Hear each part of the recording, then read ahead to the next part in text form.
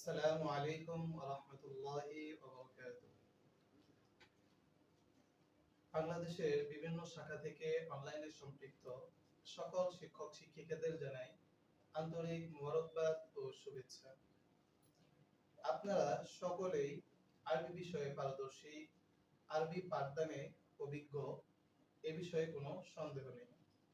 তবুও শাহীন শিক্ষা পরিবারের একটি বৈশিষ্ট্য হলো সকল বিষয়ে, সকল স্থানে, সকল ক্ষেত্রে পাঠদান পদ্ধতি এক ও অভিন্ন থাকা। এই উদ্দেশ্যকে সামনে রেখে আমরা আমাদের প্রশিক্ষণ কার্যক্রম শুরু করছি ইনশাআল্লাহ। শুরুতেই আমরা জেনে নিব আরবি যে 29টি হরফ রয়েছে, এই 29টি হরফকে আমরা 5 পদ্ধতিতে পাঠদান করাবো। একটু স্ক্রিনে লক্ষ্য করুন।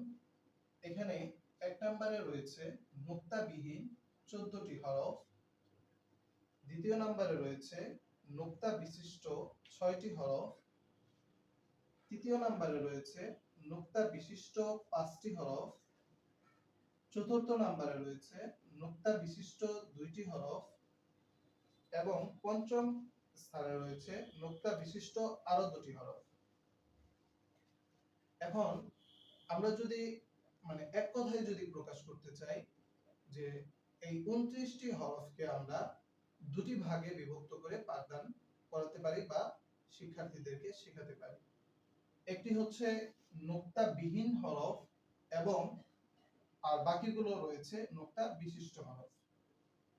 তো আজকে আমরা ক্লাসের নুক্তাবিহীন যে 14টি হরফ রয়েছে, এই 14টি হরফ আমরা শিক্ষার্থীদেরকে কিভাবে শেখাবো সেটি আমরা আজকে জেনে নিব।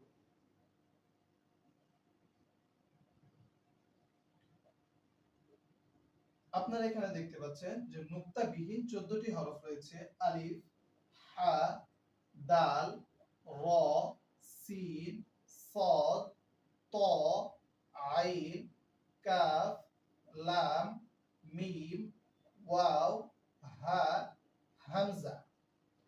এই 14টি হরফ আমরা দুটি নিয়ম ব্যবহার করে শিক্ষার্থীদেরকে শেখাবো। 1 নাম্বার, হরফের নামের উচ্চারণ কমপক্ষে 50 বার। 2 নাম্বার, লেখাপড়া কমপক্ষে 1 ঘন্টা। এখন 1 নম্বরে যে রয়েছে হরফের নামের উচ্চারণ কমপক্ষে 50 বার।